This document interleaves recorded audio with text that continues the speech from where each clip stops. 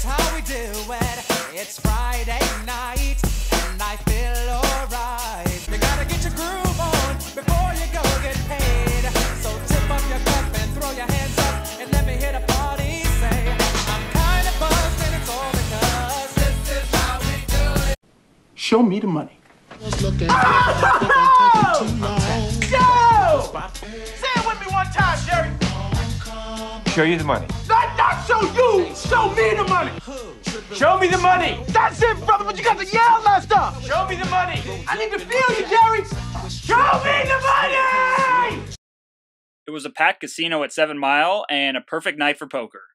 Here are a few of the key hands spanning my 9-hour session. King Jack offsuit in middle position with the under the gun straddle on. One of the worst hands I would open in this position. Then I get 1, 2, 3, 4, 5 callers. Crazy bloated pot with 150 already in there, making it so on most flops, if I hit top pair or better, just gotta go with it. That sure qualifies. Trip kings and a pretty dry board. I decided to only bet 1/3 pot of 50. It looked so strong betting into 5 people, and I thought the small sizing could throw people off and think they could raise me off a hand like pocket tens that is testing the waters. I get 1 call on the button, and the turn brings a 10. Not a great card.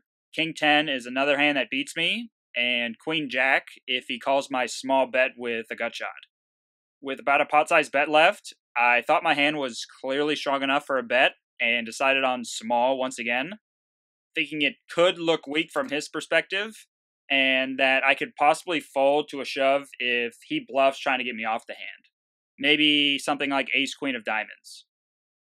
He goes all in, and I immediately feel like I'm behind and should have given some credence to checking the turn. Getting 3-1 odds though. Worst case scenario, villain having only my hand of king jack or better. I'm getting 4-1 odds on a call. Combined with what could be perceived as weak sizing, I feel I have to call. Hard to know what unknown players do, but many overplay their hands, and if he calls preflop with weaker suited kings, I'm clearly getting the odds to call, even if he never bluffs. The all-in player did some speech play, saying to me that if you call, you will win for sure, and I want you to fold. I wasn't sure what to make of it.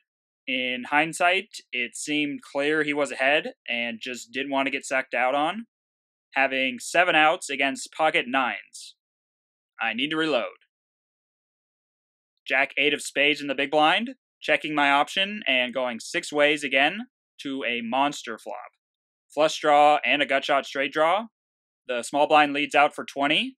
He has been a gambler at the table, putting money in the pot and going all in without looking at his cards pre-flop. This makes call the clear option to me. Don't think I have much fold equity, and I can also take advantage of position. 1 more player calls, and the turn is decent. An 8, we now pick up a pair. A bet of 45, and I'm clearly not folding. With similar reasoning on the flop, I decide on just a call, and the player behind folds. River, I'm mainly hoping for a spade or a 9. Cool. A 9 of spades, completing both of the draws. I face a weak bet of 50. Don't think it is likely that he'll call a raise, even if he has a jack, since it looks like he is very scared of the flush. Still gotta do it with such a good hand. I announce, all in. Then I hear him say, is he all in? I say yes, then hear, call.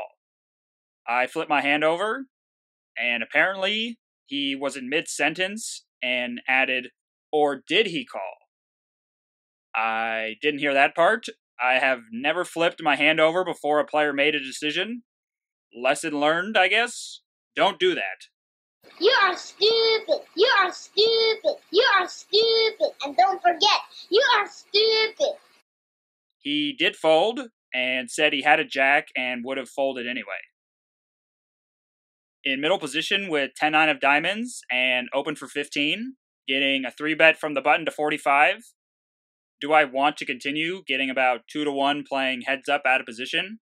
In this game, 3-bets were extremely rare, as usual, with this player as well, so I'm pretty confident he has a range of jacks plus and ace king. This is the type of hand I rather continue with than many I would open, like weaker broadways of ace jack, king queen, king jack, and ace 10, since they're dominated so often. We are also a little deeper than 100 big blinds, and I think it's profitable to call. Folding is of course not a big mistake. Now I also have to admit, I have not played many hands similar to this one. You know, where you actually have to play poker instead of going 6 ways to a flop and just hope you hit. Flop brings me just enough where I need to continue to 1-bet. Ace king I suspect will c-bet one street and then give up. I can also hit a 10, 9, or pick up extra equity with straight draws, which does come on the turn. Another slightly larger than 1/2 pot size bet, and now what do I do? Shove is obviously out of the question. I'm putting him on essentially all overpairs that will not fold. I first know that facing a half-size pot bet that I'm getting 2-1 on a call. Second, I find how many outs I have. 2 10s, 3 9s, 4 8s, that is 9, and I would have about 20% equity, getting 4-1 immediate odds on a call. Next, I find my implied odds, which I found to be right at about 4-1, actually slightly better. But will I actually get paid if I shove on a 10, 9, and 8 on the river? With $183 left into a pot of 400, I'm not sure, but I believe most likely, since players don't like folding aces after getting that far. Plainly, just shoving when I hit and check folding when I don't seems like a slightly profitable play. After this study off the table, I for sure like a call slightly better, but while at the table, I thought best case scenario he calls every time. It is about even, so I guess a fold's better since its expected value is 0. There is also something I should have thought about that I left out though. The 4th step and deciding what rivers to bluff.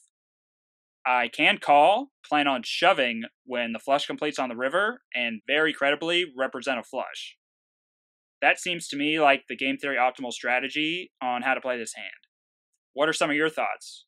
I think I played it wrong while at the table. Later, while off the table, found the best strategy to take incorporating some actual bluffs. That last extra step seems to me like what I need to improve on the most in my poker development.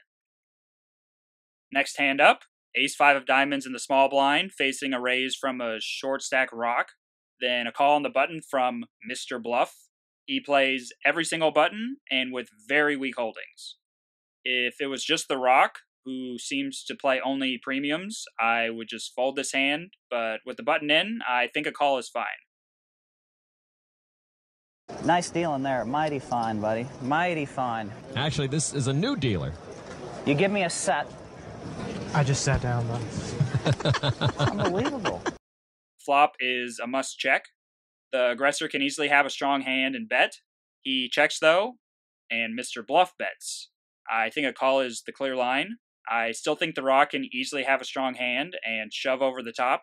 Then the button might not think I have a strong hand. He folds, though. I plan on just checking to him and letting him bet. He unfortunately checks back. After a river blank, I check again, giving him a chance to bluff. Plus, he also seems like the kind of player that might value bet thinly as well. He does put a bet out there, clear raised, and I went for 3x to 225. He thinks about it for quite a while. I thought he was going to end up deciding on a fold, but he called. I take this big pot down, not knowing what he had. My guess is a queen. That last hand got me a little out of the hole, but I still leave a loser. Not close to the payday I envisioned, losing $119. Time for me to go to the cage, have them show me the money. Put the money in the bag! Put it in! You're facing the wrong way, sir. Fuck! All right, give me the money! May I please see some identification? Sure, there you go. Thank you. Sir, we are showing a balance of $0 and 0 cents for both of your accounts. Oh. Next.